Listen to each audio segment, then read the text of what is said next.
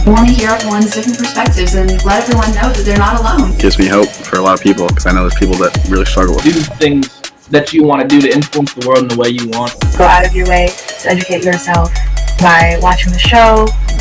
Everybody's always going to be struggling with mental health, yet nobody will know about it. Kids Are Talking has given me an outlet to share my opinion and talk to people from all over the world.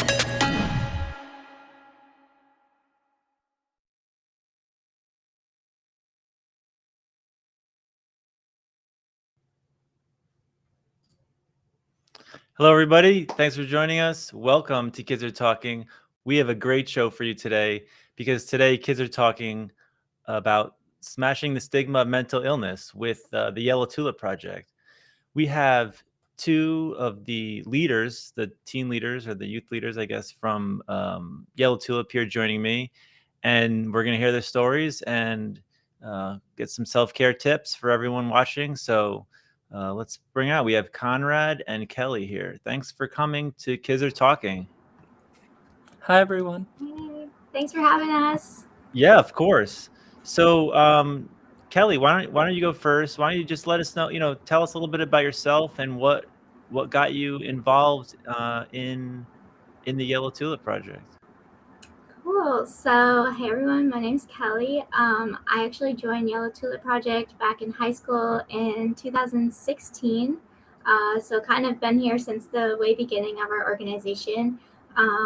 I joined after just experiencing a lot of anxiety and depression for the majority of my own childhood, and kind of found that outlet of support really through Yellow Tulip Project and just working as an advocate.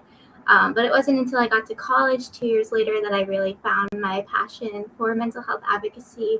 And this came after living in a very abusive environment and then taking a leave of absence from school and going to a treatment center. And then coming back from there, I learned that just advocating and really highlighting the issues both within psychiatric facilities as well as just that any youth experience in general especially was something I became really passionate about after that experience. And so yeah, I've done a lot with Yellow Tulip Project, just working on the storytelling board and the speakers bureau, doing things like what we're doing here today.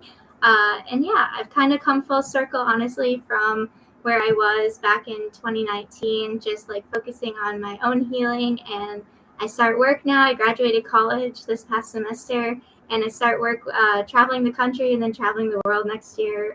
So pretty awesome and excited and just so grateful for communities like this and this space to share our stories. And yeah.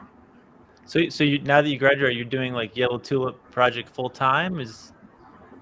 No, I actually just kind of hop in and do some speaking opportunities whenever with Yellow Tulip Project. But that's like what's awesome is that like I joined in high school, and now even after graduating school, I'm still able to work alongside the youth even while I'm doing other things for work as well.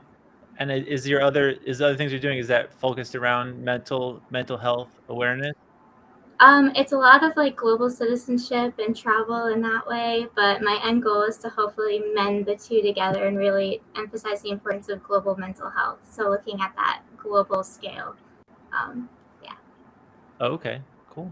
Yeah. Well, welcome. I'm sure we'll get more into that in a little bit. Conrad, welcome to Kids Are Talking. What got you? What's your story with Yellow Tulip Project? Yeah. So I actually joined the Yellow Tulip Project about the same time Kelly did. I'd say that was about my sophomore year of high school. And at that point in time, I was leading 7 or 8 high schools for community service, kind of like finding new volunteering opportunities. And then I stumbled across the Yellow Tulip Project just because it's based in Portland, Maine. That's where I went to high school. And so I initially got involved by using that as like kind of a volunteer opportunity for people, because YTP needed a few volunteers to run our like annual fall bulb planting ceremony. And so I brought a few people there. And then I started to get to know the organization a little bit better through friends that already kind of worked with YTP. So they kind of like brought me in and it was like, here are some opportunities, you want to learn more about it. And so as I started doing more work with YTP, I kind of reflected on myself, because on the trajectory that I was heading in high school, I kind of thought it was normal to kind of like work until I hit a wall and break down and then kind of like restart that cycle.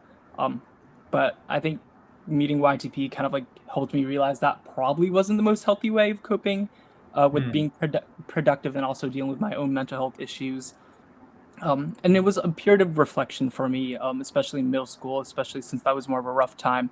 But I For stuck with the everyone, Yellow. for everyone it is. Yeah, exactly. Yeah. Just because there's so much transformation, so much self-identity to discover, and there's really not much out there to offer you on that. And it's very hard because it's a process you really do have to go through and discover yourself. But I stuck with it, and so now I'm a junior in college, and it's just something I enjoy working with. I'm with them part-time through the school year in the summer, and that's kind of to where I am today. Cool.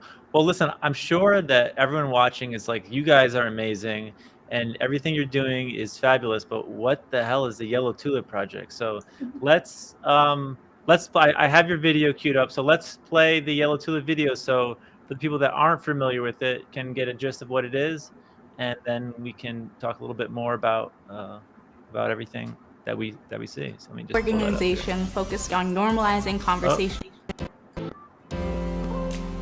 There we go.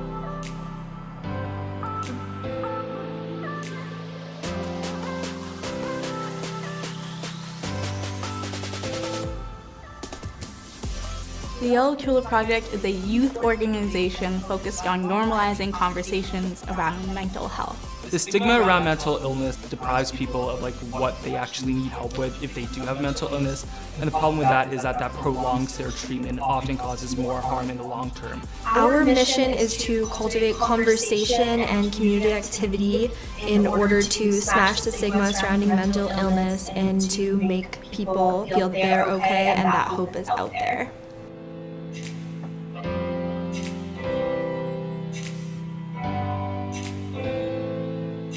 The Yellow Tulip Project all began with the passion from Julia Hansen, our founder. After losing 2 of her best friends to suicide, after dealing with mental health herself and struggling with depression, she knew she had to do something. So she founded the Yellow Tulip Project in this act of resilience and almost defiance. In a world where we don't talk about mental health, she decided to talk about it. She's the epitome of like what YTP represents. It's like caring about others, activism, not being afraid to stand up for what you believe, and like demonstrating that like it's okay to smash the stigma, it's okay to reach out to friends and family if you need help. We are mainly a youth-based organization, however, we are welcoming anyone and everyone who is willing to focus on smashing the stigma surrounding mental illness. The main thing that the Yellow Tulip Project does is, it's in the name, plant tulips. Our 2 signature events are our fall ball planting ceremony and our spring Hope Day celebration. These ball plantings also take place across the country. Members of our movement have also planted yellow tulips at their schools and colleges. And other major events that we do at the Yellow Tulip Project is facilitating dialogues and conversations. Just bringing those spaces to men and women and all in between who need that space to talk about their story and share their story. So our biggest things are A, planting tulip gardens and spreading hope and watching it grow, and B, setting up those opportunities for everyone to share their story on mental health. One of the most important things of YTP is our photo exhibit. We created the I Am photo exhibit to just show that everyday people are struggling, everyday people have mental illnesses, everyday people are affected by the stigma surrounding mental illness. You have a person who you think looks fine when you look at them, look happy, whatnot, and then their line statement could be like, I'm suffering with a mental illness, let's say depression. And the point of that is just by looking at somebody, you can't tell what they're going through. So it was this beautiful amalgamation of how people are built simply, that every single person has so much going on in their head that's unbeknownst to the eye. You can't tell what my favorite band is, you can't tell what my favorite food is, and you can't tell whether or not I struggle with mental illness or not. I do what I do just because personally I've gone through my fair share of mental illness in my own journey. For me, I wish I had YTP in my corner when I needed the most, so being able to make sure that other people have YTP and its offerings and the resources in this world when they need it, I think if I can help one person, I think that's like more than like I can like ever do. So I'm just happy to make sure that I can help other people. Hi, I'm Audrey Max. I'm from Portland, Maine. Hi everyone, my name is Stephanie Silky. I do reside in Lafayette, Louisiana. Hi, my name is Madeline, and I'm from Massachusetts.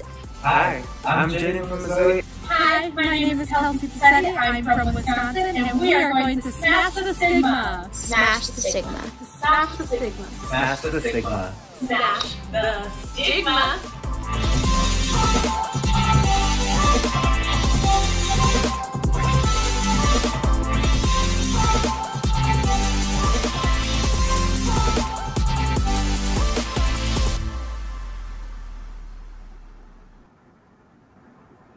That's cool. That's a cool video. We saw you in it, Conrad.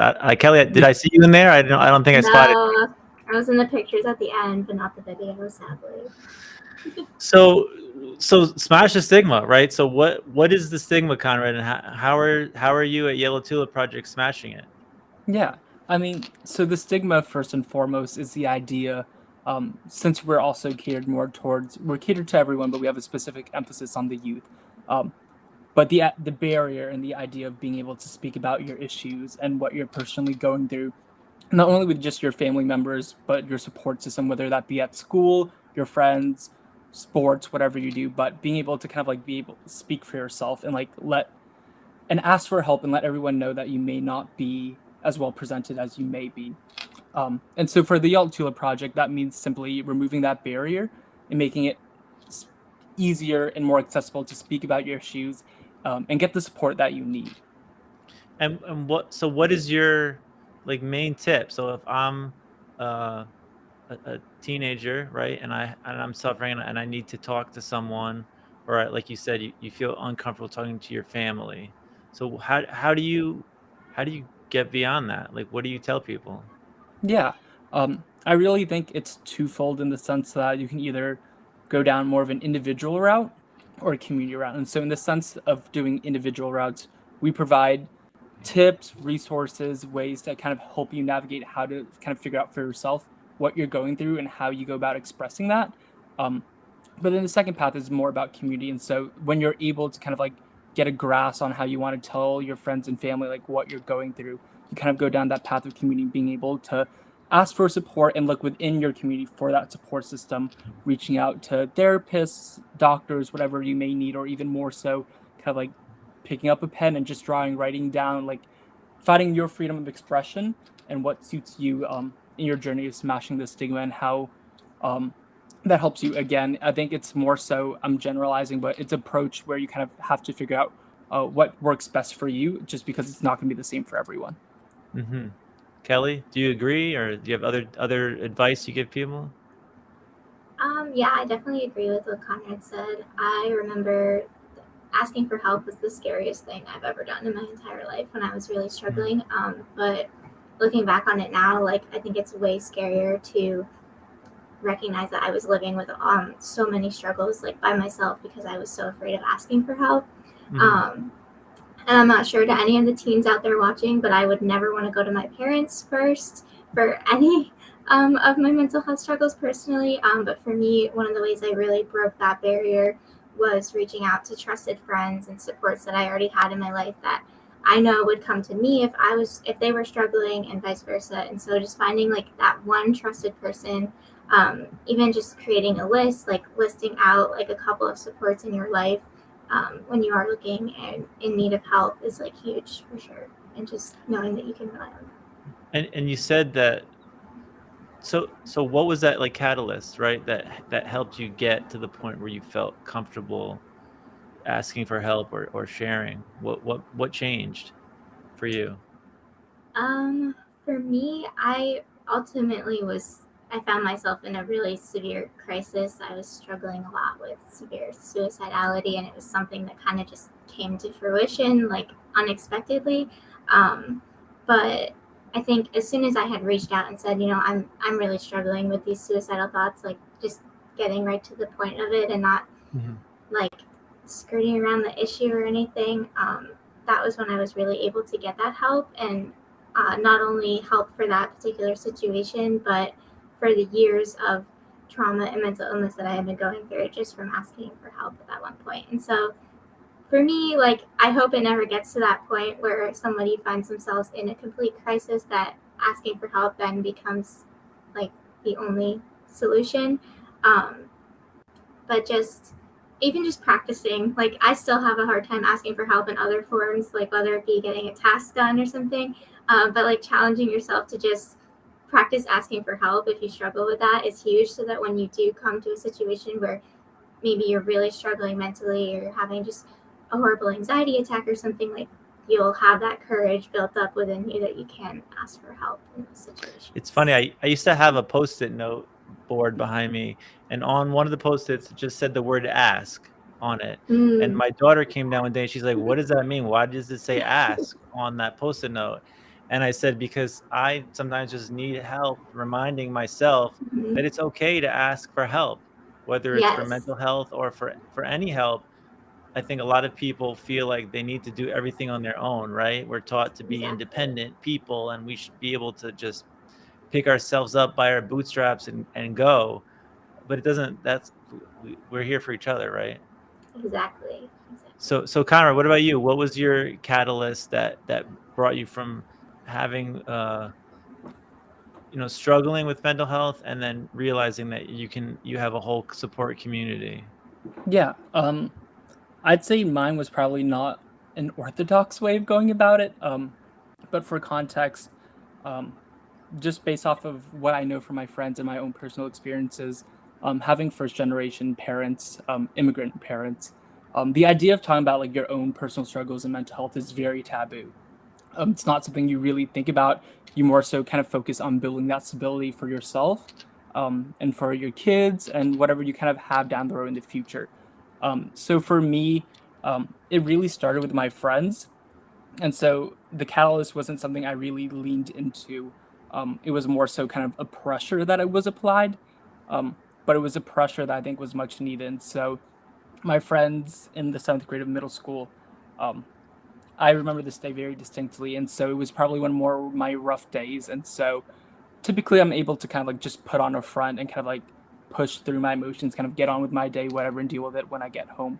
But this particular day, I think everything had gone wrong. Like, I was very stressed on my academic performance. I received back a test grade, was not the fun of it, got into some trouble in another class. And so I was venting to my friends. And so at this point, I had suicidal ideations. And so this one friend was the one person I trust. I go with them to whatever. And so they actually went ahead and told our school guidance counselor, just because at that point in time, like, I couldn't hold it in. I was like tearing up trying to cover it up in class or whatnot.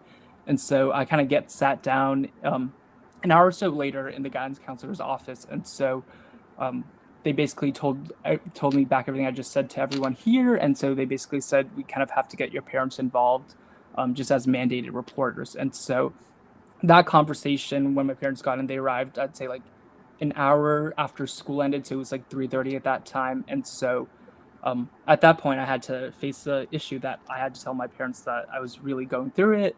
I was suffering from suicidal thoughts and depression. And so having language be a barrier, we also had to add a translator. So now not only do I have to kind of tell them what I'm going through, but now this idea of having it be a family matter kind of, it wasn't more so a family matter at that point, just because now we had a third party who none of us knew acting as the interpreter to kind of like pass on the information.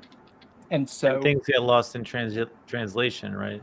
Exactly, precisely. So I think, especially when you're the one saying it, there's a lot more emotion that gets carried with it. And so when you have a translator, emotions, words get lost in translation, like you said.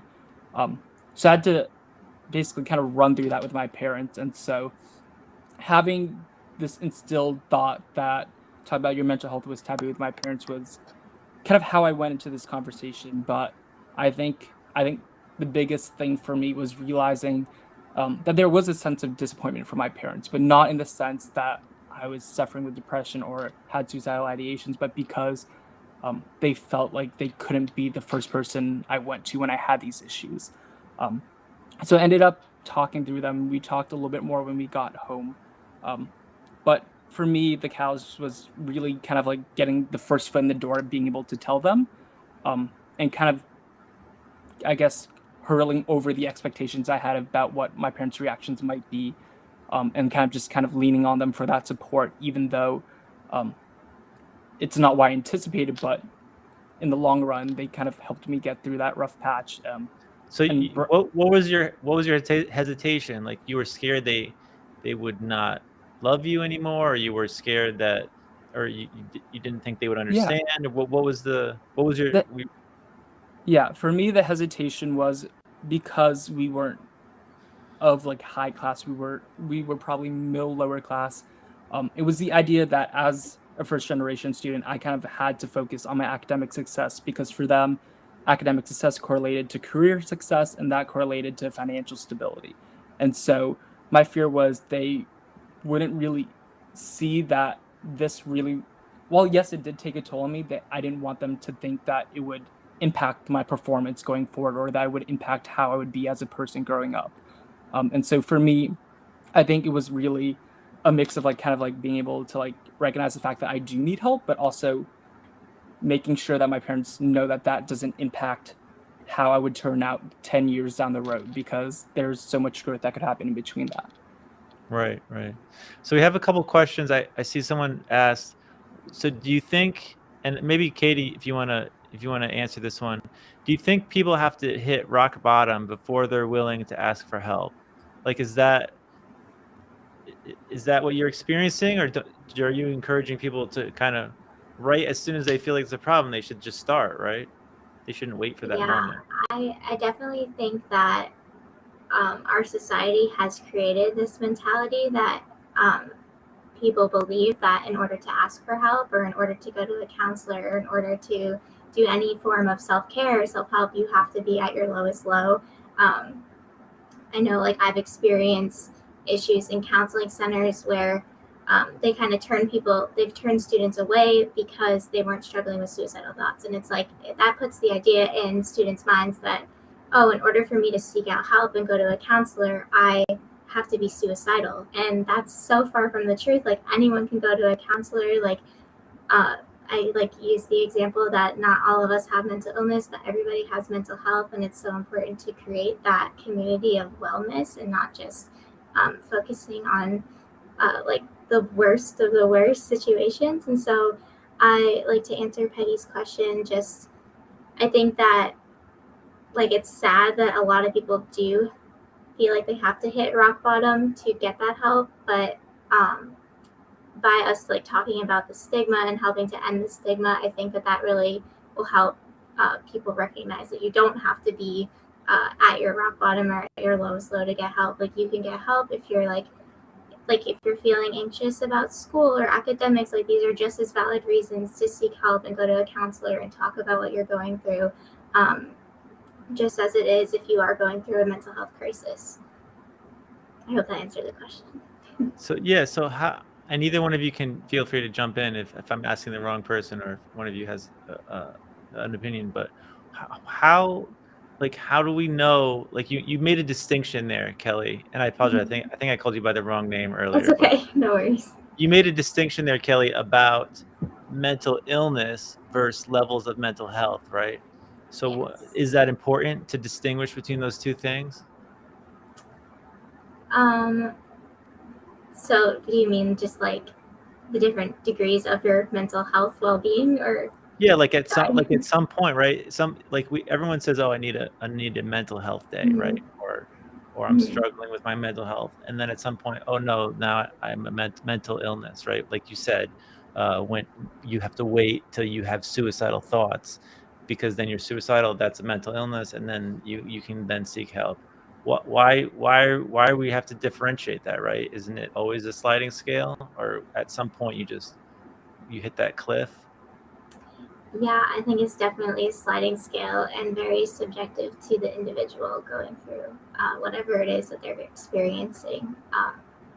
Yeah, and I can only speak from my own personal experience of where I felt like for me there was a certain level of crisis mode versus just everyday anxieties that I was experiencing that I didn't think deserved getting help. When at the end of the day, like we're all worthy of and deserving of getting help in any capacity. So going back to your sticky note there that said ask, like just learning to ask for help whenever you need it. Right, before it becomes a crisis, right? Exactly. Conrad, any thoughts on that?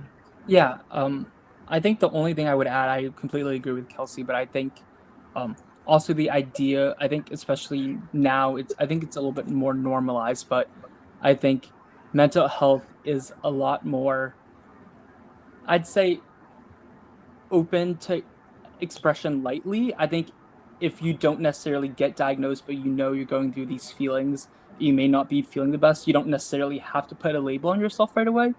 I think the term mental illness does carry a lot more stigma than the term mental health. So I think it's a lot more easier for people, especially when you're talking with parents, just to Right? refer It's like a to. soft sell, right? Almost. Exactly. Yeah. So it's easier to say you're struggling with your mental health a little bit more versus I think I may have a mental illness to kind of like ease into that conversation. Right. So what I heard you guys have some self-care tips. Are these like official like self-care tip number 3, or is this like a general just thing that you guys do? What are these self-care tips you have for us? Yeah. So the self-care tips were actually, we started those last year. Um, and so they're basically kind of just a bundle of self-care tips that we offer to our just kind of like our network in general, coming from the Youth Leadership Board and our founder, Julie Hansen, as well, about what we do as individuals to kind of like take care of ourselves mentally, and what advice we have for people kind of reading through that booklet. And so we started it last year as a compilation as like a booklet. And so this year, we're doing that again, but this year I think we increased it to 64 tips. Last year I think it was about 48.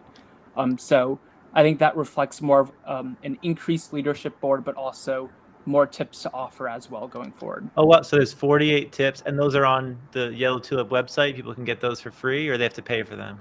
Those are free, yes, and they're on the website. And then we're actually finalizing our current year, so those are going to be 64 tips. And once we get that finalized, hopefully in late August, those will also be up on the website as well. Great. So anyone that wants them, it's yellowtulipproject.org, right? I think I get that right. And you can go there and grab them. And also on our Kids Are Talking Live, we have some links to the website there if you can't find it.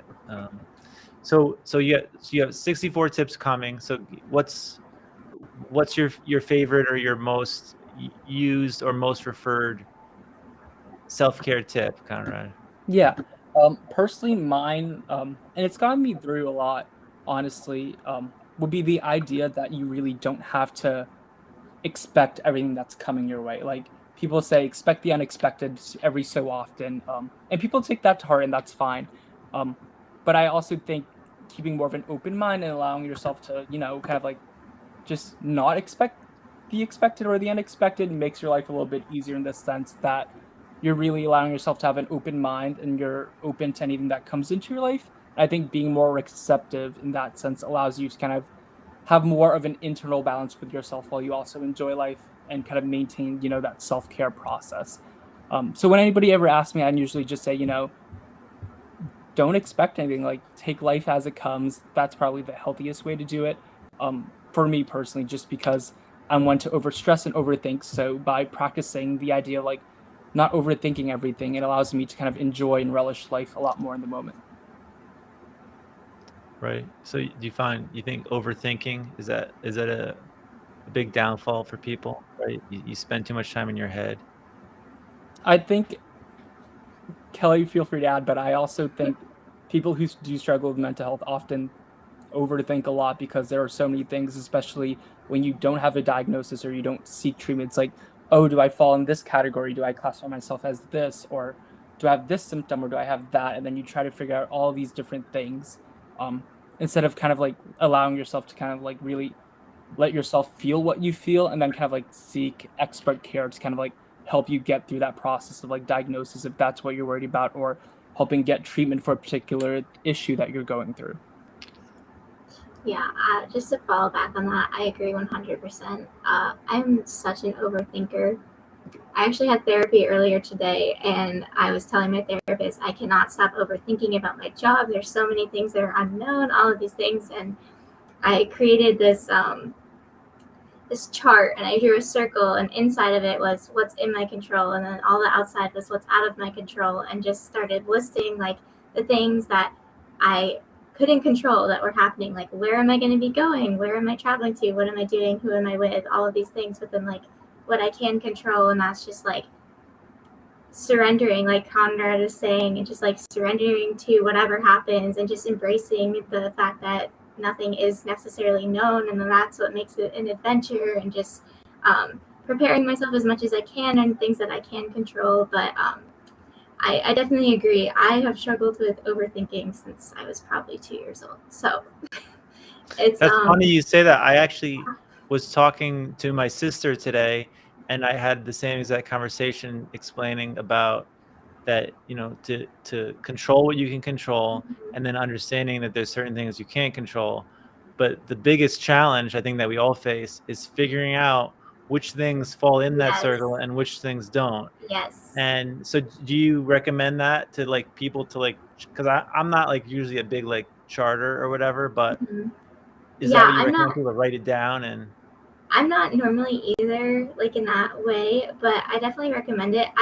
She was like, my therapist was like, okay, so what are you going to put inside the circle to counteract the one that's outside of it? I'm like, I don't know. Like, I have no idea, because it is hard. But then actually after just really looking at it and writing it out afterwards, I felt so much better, just like really focusing in on those aspects that I can control.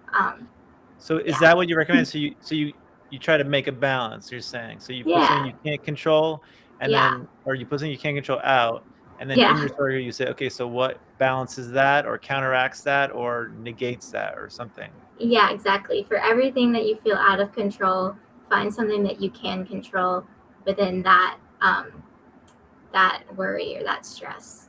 And that really helped me honestly feel calmer. My anxiety was a lot less, just recognizing, okay, I can't control where I'm going, but I can control just like how I feel and like what I feel about that. So it's just, it was definitely helpful. Is that your favorite self-care tip from the collection of 64, or do you have another one that you like to talk to people about? I have a ton of favorite self-care tips, honestly. It's really hard to pick one, but You don't have to pick one. So what's one of your many favorites? For me, I think recognizing first that healing is a process. Like, I have been in therapy for years. Right? It doesn't just happen like that. Exactly. And I have what's known as complex PTSD. So it's PTSD drawn out over time. And that takes a lot of healing, a lot of therapy, intensive therapy, to really work through and process. And there's many times where it can just feel so defeating. Like, I'll like work through something and then suddenly this trigger will come up or something like that. But for me, recognizing that healing is a process has been huge. And so like this past year in particular, I really decided that above anything else, above school, above even advocacy, like I really wanted to prioritize my own healing. And some of the ways I did that was actually creating a sacred space, like a safe space in my bedroom was huge for me. That's something that I found really helpful. And from there, like creating a space where I could meditate or do yoga or journal, and just having like the vibes right in that space for me was huge. So that was one method of self-care I really focus on and still prioritize a lot. But yeah, like going to therapy and kind of balancing like holistic methods of self-care, like journaling, as well as going and talking to someone and seeking that professional help, really has been some of my favorite methods of self-care. So what do you both recommend for people that don't have access to therapy, right? I know a lot of us are blessed to be able to have that ability. We've had people on Kids Are Talking that just said they just can't afford it, or it's not covered, or there's no one, the only people they have are public, counselors, and they don't do anything, or there's too big a waiting list. So what do kids do that don't have the luxury of access to something like that? Conrad, Kelly, Go ahead. Yeah. I think one of the biggest things I can recommend is oftentimes when we do get in our deepest thoughts, when we start kind of like, really going into our thoughts and figure out like, oh, is this that or whatnot, we're often inside. And so I think one of the biggest things that has also helped me is, sometimes the best way to not overthink is just kind of like step foot outside and kind of like do something outside, like go on a walk, go on a run, do something that kind of like shifts or forces you to shift your thought process away from that. That way, even if it's for a short amount of time, you kind of can like just recollect yourself, kind of like take a deep breath. And then if you do decide, or if you do just come back to that thought or whatever issue you may have, you do it with kind of a fresh mindset. So you kind of make sure that you take care of yourself, even if you're going through it, just by, doing something very simple, just as like going outside, going for a walk, going for a run, hang out with friends. I think especially if you are waiting for treatment or if it gets too crowded or if you don't have access, I think the one of the best things you could do for yourself is just make sure that you kind of like give yourself breaks in between those thoughts that you have. And of course, going outside may not be the thing that distracts everybody, but I encourage people to kind of like find that thing that helps them distract their mind. So like for some people that may be doing poetry, writing, drawing, or watching TV, but there's always some sort of things that can help you stop thinking, kind of just take a pause and enjoy what you can for the moment being. Yeah, I think that's great advice. I hate to say, but I feel like maybe sometimes it's easier said than done, right? Yeah. I can think of another one of our panelists, and they have their release. He likes to rap, right? So he does that to release, but then he raps about suicide. So and I didn't even realize there's a whole, and this is a whole nother discussion, but there's a whole like suicide rap culture, like on SoundCloud and different places. I didn't even realize it exists, and that's all they rap about. So I mean, right? So can that be like counterproductive if your release then magnifies your issues? And I know none of us are qualified therapists. We have our disclaimer at the beginning, but just what's your thought about that? Yeah. And I think that's honestly, yes, it can go down that path where it is counterproductive. But I also feel like if you are able to kind of like channel that into something that is your release, you're kind of one step closer to kind of like figuring out like where you are mentally with what you're struggling with. Because if you're able to kind of like channel that energy into something you're passionate about and you enjoy doing, I think there's some sort of sense of relief that you can find within that, because you're able to kind of like articulate how you feel, or there is some sort of process that allows you to kind of like hone in on specific things. Whereas I feel like if you're doing it, or if you're not doing anything that you're like very passionate about, or it isn't your release, your mind just kind of wanders. So again, I think it's also kind of like, it's a very random thing. I think it works for some people, it doesn't work for others, but right. I think it's also more of a disciplined practice as well, where you kind of have to focus on like what helps you calm down and then kind of like ease that way in, because it's not, like we mentioned earlier, it's not going to be kind of that easy like one step fix. It's not going to be linear. It's very much a trial process, test as you go. Right. And I know that as of July in the US, anyone can call 988, which is the suicide prevention hotline, like crisis hotline. What about Yellow Tulip? Like, can people call Yellow Tulip if they need help? Do you guys have a helpline there as well? Kelly, do you want me to touch upon that, or do you? I mean, I think I can. You follow up if you have anything. I also just want to follow up really quickly on the point, if like young people can't find a counselor or are unable to access those resources, like school counselors like on college campuses have free counseling programs and allotted sessions for students many times. And so reaching out to those resources if you're able to, even if they don't, reaching out to professionals like that who can hopefully refer you to some type of resource, even if it isn't a full-time counselor or something like that, is huge. And then also utilizing important contacts like 988 or the suicide hotline, and just having that. And something you can do for yourself in the meantime, if you are waiting to get help, is actually create some type of plan Like a crisis plan is also helpful, and I've done that before for myself, where I have listed like 5 people who I know I can call at any point, anytime that I'm really struggling, and use them. I've also listed resources, and so things like the suicide hotline number 988, and then also I like to list things clearly. No, keep Self-care going, please. This is all strategies, things that great have worked, information. things that have worked for me, and so kind of creating like a little like a poster or a layout or a note page or something that you can just keep accessible to you. In the meantime, like not only are you prepared, like giving yourself the resources you need at that time, but you're also kind of keeping yourself accountable, and you're taking those steps to help yourself in the meantime while you're waiting for that extra professional support. And then you have those professional resources if you need them. And then following up on that, so Yellow Tulip Project, we're not like a crisis hotline or anything like that. Again, like we're not professionals.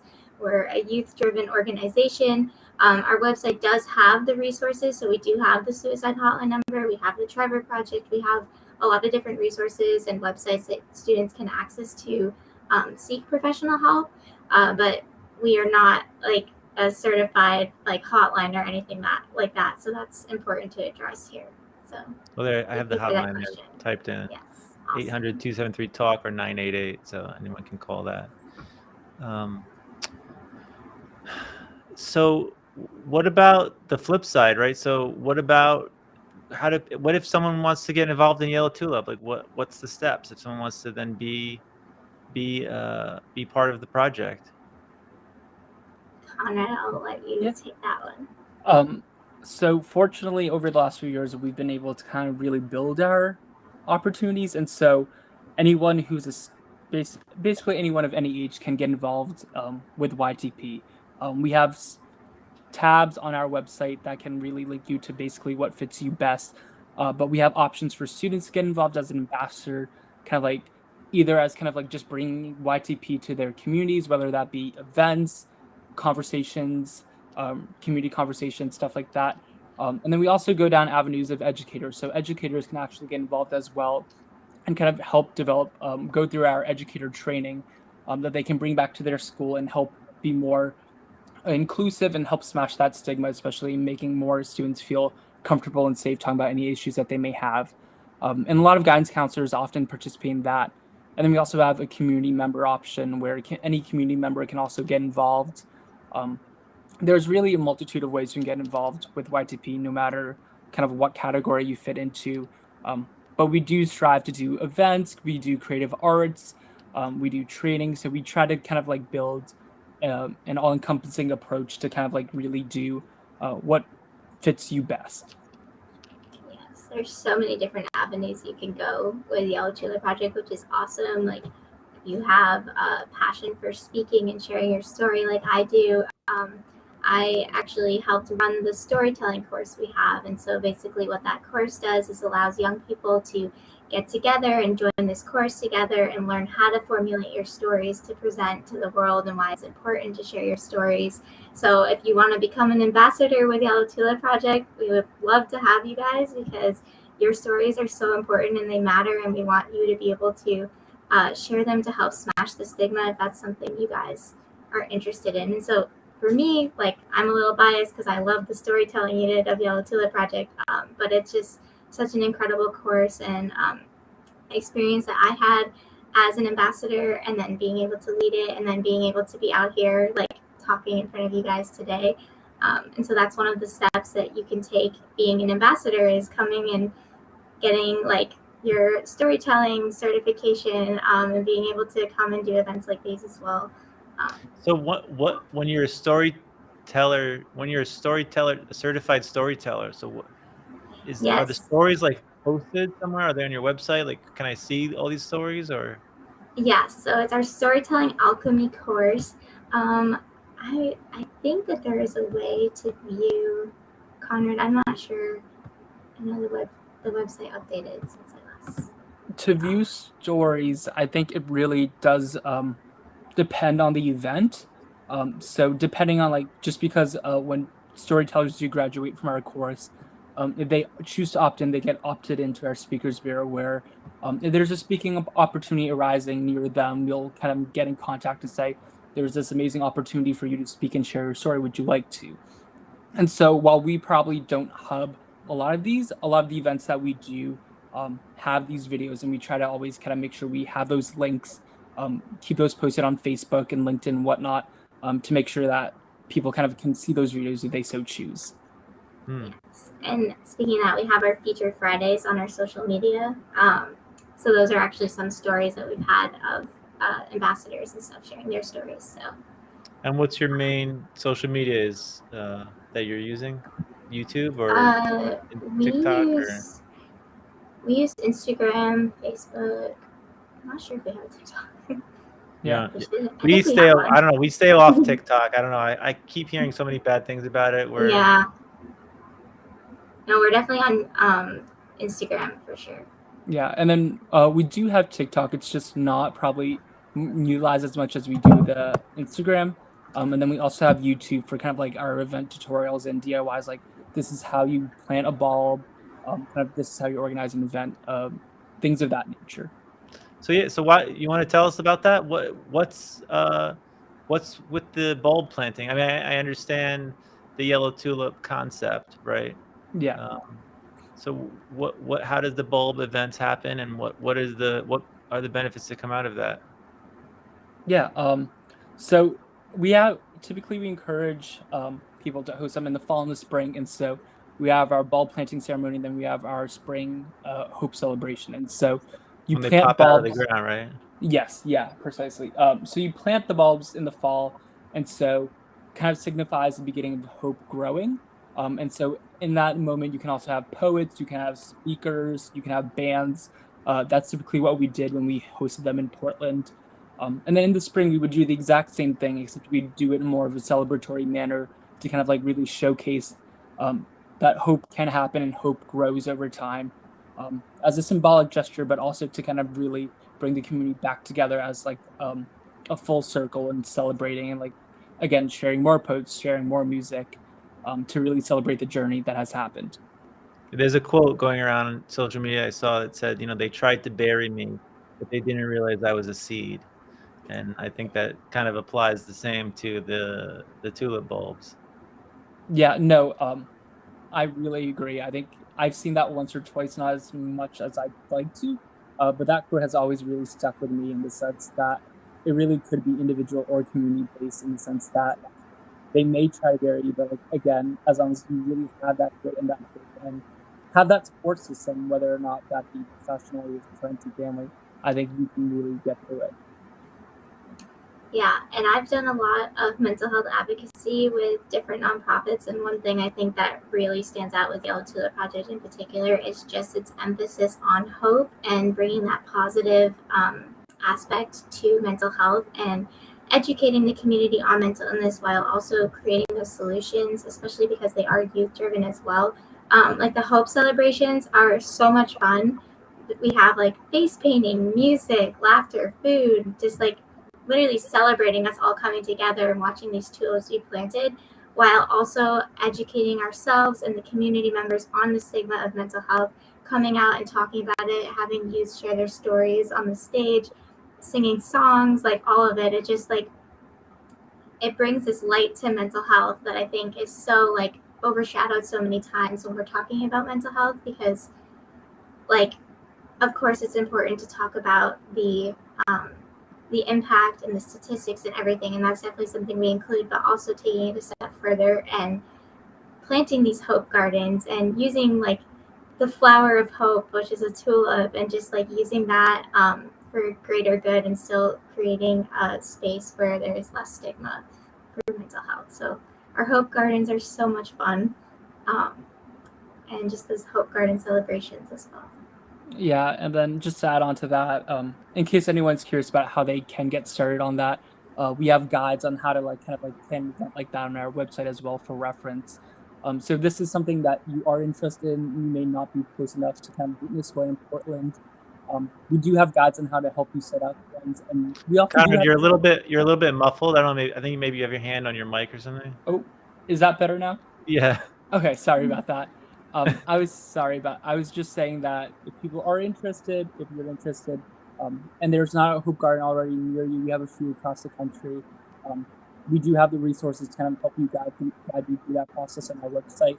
And as well as our youth leadership team is more than welcome to help answer any questions and guide you through the process as well.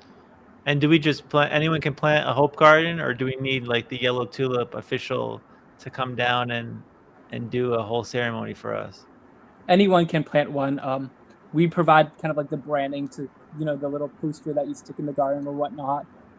So people kind of know what it is, and then kind of has a URL so people can also find out more if they're curious as well.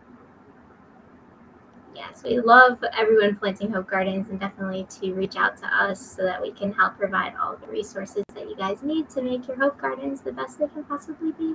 How many hope gardens do you have a count? How many there are around that you guys know of?